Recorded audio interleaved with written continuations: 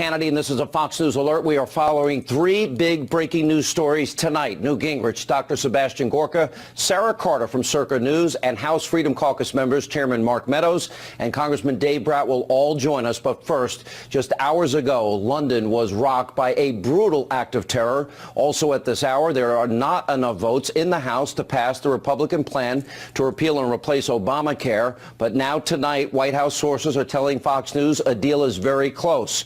Plus, the House Intel Committee Chairman, Devin Nunes, he makes a major announcement that he has now seen reports that U.S. intelligence did in fact conduct surveillance of then-President-elect Donald Trump at Trump Tower and, of course, his transition team. Now, we're going to tackle that issue first in tonight's opening monologue. All right, earlier today, House Intel Committee Chairman Devin Nunes shocked the anti-Trump establishment, the alt-left, propaganda, destroy Trump media with this announcement. Pay close attention. First, I recently confirmed that on numerous occasions, the intelligence community incidentally collected information about U.S. citizens involved in the Trump transition. Details about U.S. persons associated with the incoming administration, details with little or no apparent foreign intelligence value, were widely disseminated in intelligence community reporting.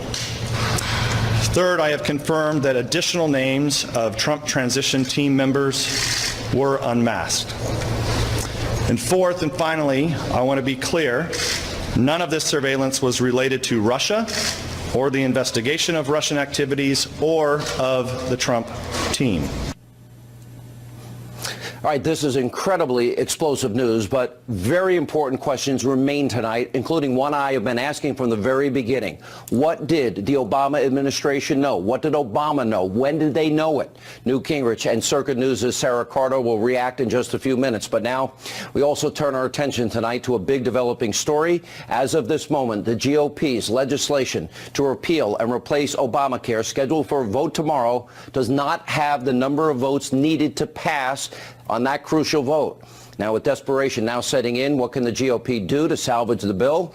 Well, tonight, White House sources are telling us and the Fox News channel that the administration is now close to a deal, and Freedom Caucus Chairman Mark Meadows confirmed to me and said that they're not there yet, but he's extremely optimistic. He will join us later in the program. Also, Freedom Caucus member Congressman Dave Brat. And finally, we turn our attention to our top story tonight. Once again, terror, this time in London. Earlier today, the suspect, who police say was motivated by terrorism overseas, used a vehicle to mow down pedestrians on the Westminster Bridge in London. After he exited the car, the suspect fatally stabbed a police officer outside of Parliament before being shot dead by police. Now, here's how this horrific terrorist attack unfolded earlier today. Take a look. Apparently there's been some type of incident outside Parliament there. I saw the vehicle mount the curb and it was coming out so quickly. I saw some people be hit in front of me. There was a lot of people who was on the pavement and the car went straight. All I could hear is bang, bang, bang. It's like loud. A full counter-terrorism investigation is already underway. Islamist-related terrorism is our assumption. And we will all move forward together, never giving in to terror. Now, in total, the suspect killed 4 and injured 40. Sadly, today's attack in London is all too familiar for the people of Europe. Now, in November of 2015, radical Islamists launched a series of attacks in Paris, targeting a stadium, a cafe, and a concert hall. There, 130 people were slaughtered, hundreds of others wounded.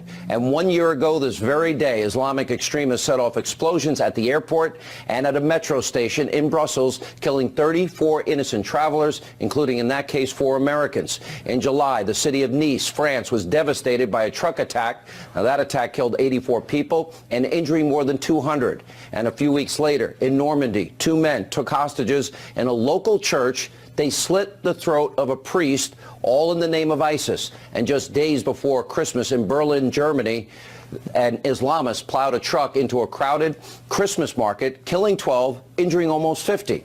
Now, this wave of attacks comes as Europe is now facing an ever-increasing problem of Islamization.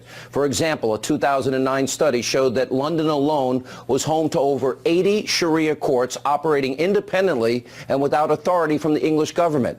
Now, this has major implications here at home. Now, if we make Europe's mistake, well, what happens? This is coming to a city near you, and that raises the importance of President Trump's agenda in terms of building the border wall and implementing extreme vetting.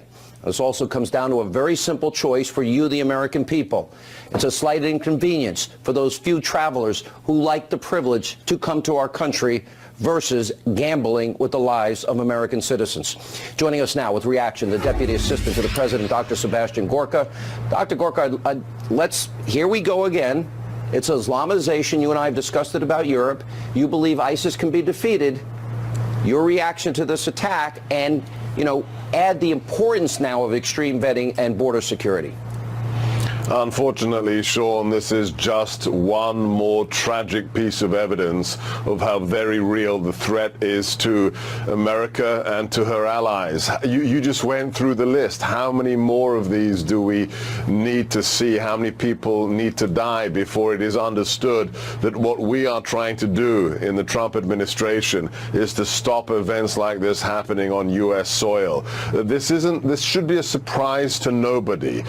ISIS in their publications, Al-Qaeda in their English language, jihadi texts have said this is what you do.